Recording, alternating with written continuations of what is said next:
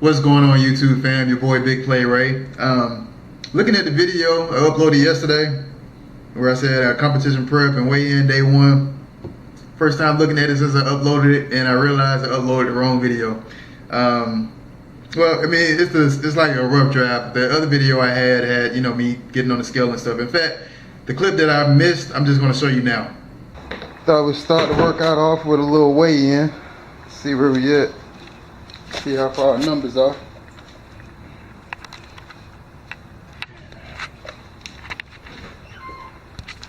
See what we got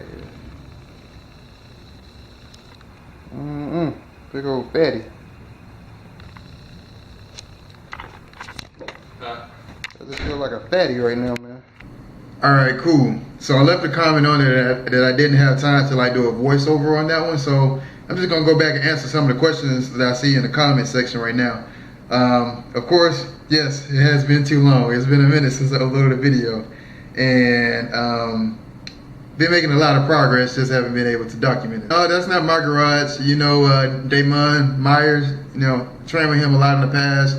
He even went out to, FitCon with me in Texas. That's actually his home gym and his garage, and he's got everything for the big 3 lifts. He's got, you can pull over close to 700 pounds in there if you want to. Not totally sure what my numbers will be, but I do know that looking at my current weight, that I'm going to be in a much more competitive weight class than I was the last time I did a competition. So being realistic, I don't think that I'm going to come in like number 1 in my group. So what my goal is going to be is to beat my numbers from the last time that I competed.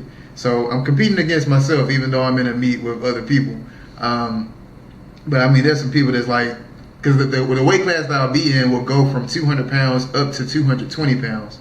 So I'll be competing in that 20-pound weight group. So I mean, there's some people that are a little shorter than me and heavier, and their numbers are a lot higher than mine. So I don't think I'm gonna come in at first place at this particular meet, but I do plan on becoming a better me, like beating my numbers from the last time I competed. One of the reasons that we worked out in his home gym is because getting ready for a meet, when you're on stage, performing your big 3 lifts, there's no mirror around. And most of the gyms these days, they have a mirror. So if you get used to training in front of a mirror, then your perception is a little off. You don't have that mind-body connection to tell you exactly where your body is in the movement. So started working out. That's why I like working out at his house for this particular meet, or at a CrossFit gym that doesn't have a lot of mirrors, because when I'm squatting, I'm just getting my body acclimated to where I should be, as far as how I feel, and not by what I actually see. My form,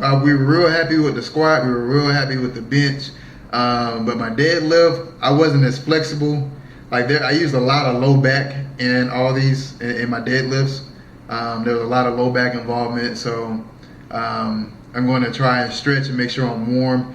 I thought that I was warm and had stretched well, because of course it was at the end of the workout anyway, so I thought that I was pretty good, but I needed to do some additional stretching, because the form that I use on my deadlift is, looking back at it, is not exactly where I want it.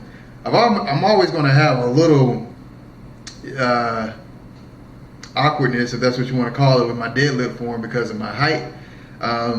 I cannot do sumo deadlift. I've tried. I'll see if I can find a video, but I failed miserably. I don't have enough flexibility in my hips to hold my leg like that with that much weight on it. So the sumo deadlift isn't the best form for me. Conventional is what works best for me. If you get another person that's my height, 6'3", and you put them next to me, I have a shorter torso than most people my height, meaning my legs are a lot longer than the next person that's 6'3". So even though I'm 6'3", I still have longer limbs than the actual person that's 6'3". So that makes my deadlift a little awkward. Words cannot describe how cheap I am. I'm going to go ahead and bite the bullet and get me some deadlift or squatting shoes. Believe it or not, those shoes, they're actual tennis shoes, and the sole does not give as much as a running shoe. But at the same time, a squat shoe would, shoes for lifting or squatting would be better to use than the ones that I had on in this particular video. I had a long shirt on. There is an arch in my back. It's kind of hard to see because of how big the shirt was that I had on. I'll try and remember next time that I go to the gym and work out in an Under Armour shirt. I'll try and get a side view of the camera so you can actually see that I have an arch. Now you can. Most people can slide their fist under my back when I'm on the bench press, so I do arch my back. It's just kind of hard to see. So yeah, my conventional deadlift, yeah, it looks off. I know. Yada yada yada. Now this particular question was posted on the last video and a couple of videos too. They were saying, "Hey Ray, what happened to your strength?" And my strength is still there. First of all, the video I posted before this, where I was like, had my camera underwater and I showed a few sets of the bench press. On that particular video, those sets on the bench press, that was at the end of my workout. I had already done flies, I had already done incline, I had already did, that day I did dumbbells for my flat bench.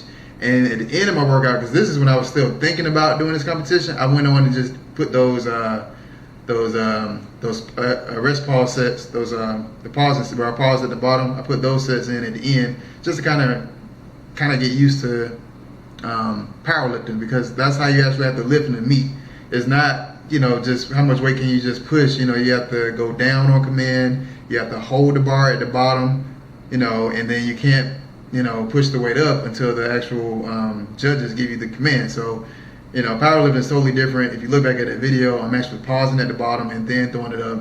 And you know, just a couple of weeks before, I was at FitCon repping 225 for 20 reps. I still have that. I could do that right now, but I'm actually training for powerlifting. And powerlifting, yeah, you're not gonna try and rep out as much as you can. Like even these sets that you see in this last video, I could have done more, but the whole point of just doing 1 or 2 is really just the setup. Because if you don't set the bar up right, you know, then that one lift is just not going to be your best lift. So, you know, powerlifting has a lot to do with the actual setup. So that was about all the comments on that particular video. I hope I answered them all. I'm going to sit right here and record a few more topics to post on YouTube. So until I post those videos, I want you to go out there and get swole.